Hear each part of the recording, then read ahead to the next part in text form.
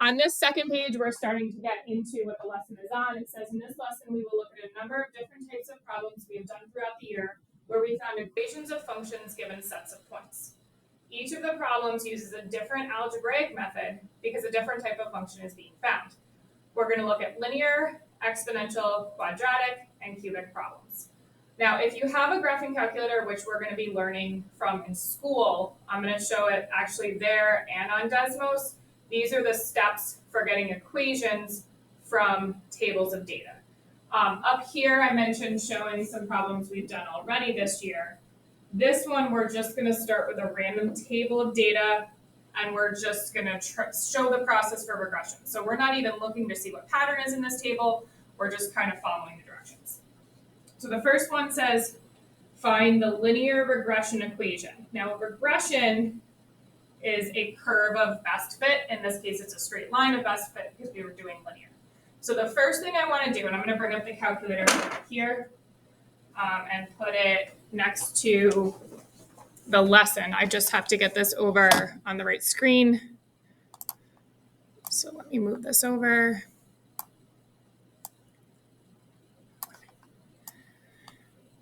So we're going to press the stat button. And this is where we get the information in. So stat is right underneath the delete towards the top of the screen. Then we're going to choose number 1, which is edit. And I should see lists. Now, if I had information already in my list, so I'm going to enter some random information. To clear the list, do not press the delete button. Put your cursor on the top, press clear, and then enter, and the numbers go away. So right now we had blank list to start out. So I'm going to enter all the information that's in this first column in exercise 2, the x values, in column 1. So that's just integers from, I believe it's 1 to 11 from what I can see, but I'm going to scroll up and just make sure because I can't totally see the whole table. Yeah, 1 through 11.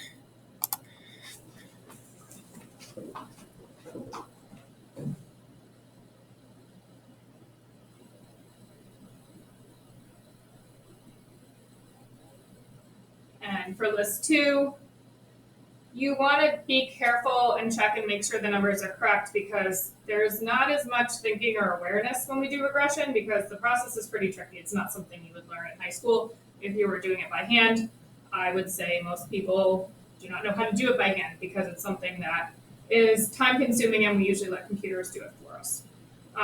There is a definite process for it, but for that reason, you're not going to really know if your equation is right just by, oh, that doesn't look right. You're going to want to make sure the data is entered correctly. So first thing I want to check is make sure my lists are even, okay, because I should have the same number in each column. My L1 is pretty easy to check. My L2, looking through, I'm just going to take a second to make sure I entered them correctly. And I think they're good. So from here, we're on step 4, press stat and move over to calc. So I'm going to press the stat button again, go over to calculate. This is where I can start to do stuff. And specifically, if we look at step 5 in our notes, number 4 is the linear regression. So I'm going to choose number 4. It's going to give me this template. My X list is an L1, that's correct. My Y list is an L2, and we're always going to leave it that way.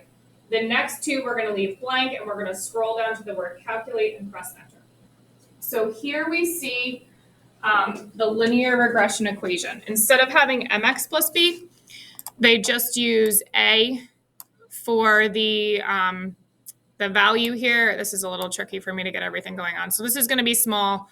And I'm just going to write down what we would have. So I see y equals ax plus b on my calculator.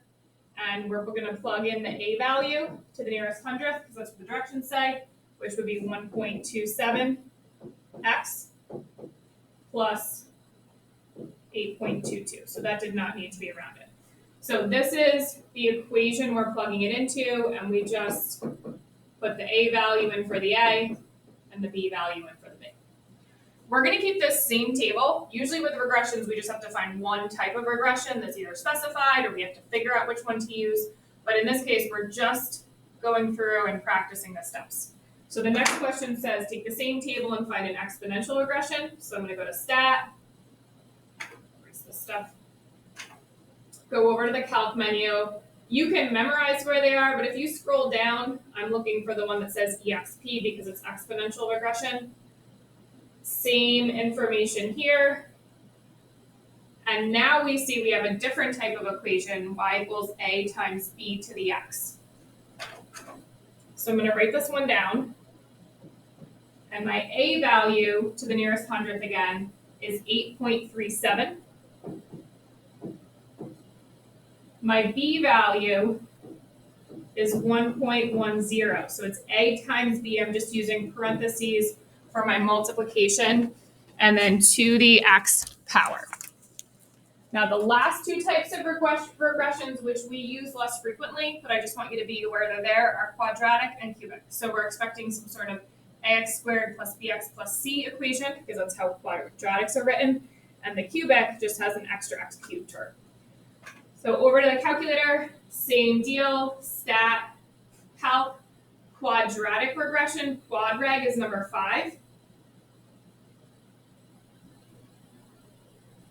And here, that template, the ax squared plus bx plus c, is what we would expect for a quadratic. I'm given numbers for a, b, and c. Data is messy, so they're not nice numbers. You know, we have some decimals. Still to the nearest hundredth, we're going to round. So I have negative 0.19 x squared, and then plus 3.56 x, and then lastly, plus 3.24. Looking at the next one, just kind of quickly, now we're going to do a cubic regression. So stat, calc, number 6 is our cubic regression. And now we have 4 parameters, 4 numbers to plug in for A, B, C, and D. So I'm just going to go ahead and do that to the nearest hundredth. So that's 0.02 x cubed. Now this is the first time we reached a negative coefficient or a negative parameter where we have to kind of change that positive sign. So even though it says plus bx squared, because the next parameter is negative, I do minus 0.51 x squared. We don't really want to write plus minus, just like we don't really anytime write plus minus. The next one is 5.14 and then x.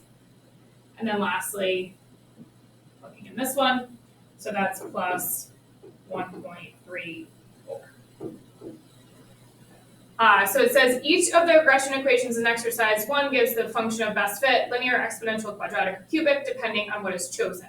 That means the function does not necessarily pass through all of the points of the table. There's no way that this set of points, which looks, actually, this one is, if I look at this, it actually kind of bends this way. So it's a little more logarithmic than anything.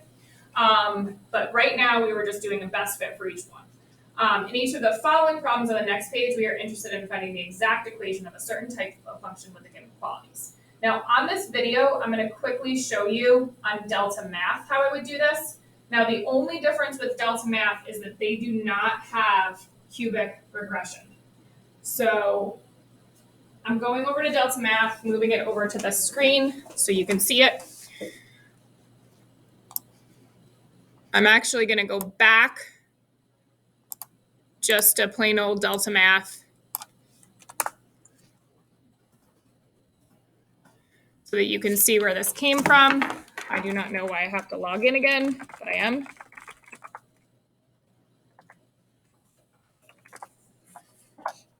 Because I was just done, but that's fine. So here, if I'm on Delta Math, I'm going to go here to this calculator and pick Statistics Calculator. It comes out with editing the lists. So really quickly, I'm just going to enter the data. If you're watching this video and you want to scroll forward a little bit and not watch me enter all the points, that's totally fine. But if you're at home, this is kind of your only option if you don't have a graphing calculator at home. This is one thing. Regression is actually kind of tricky to do all this stuff. It doesn't seem like there's anything else great online. But if anybody finds something, you can let me know.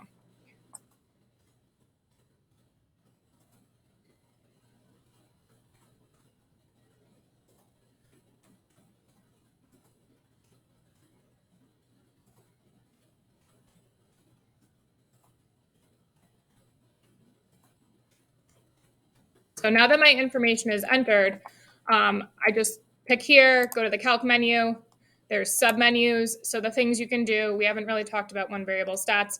So you'll see here I could do a linear regression. This is not something you need, and press calculate.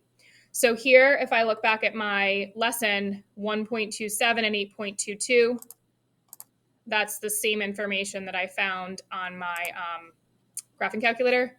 And just really quickly, the exponential regression matches those parameters from the exponential regression. Here's your quad regression. Checking really quickly, this also matches the numbers I wrote down. Now, there is no cubic regression. And honestly, for this course, I showed you cubic regression because it connects well with the fact that we did so many cubics earlier in the year. It's going to mean you can't do one homework problem if you're using Delta Math, which is fine. And in general, for most of the course, we just use a linear and exponential.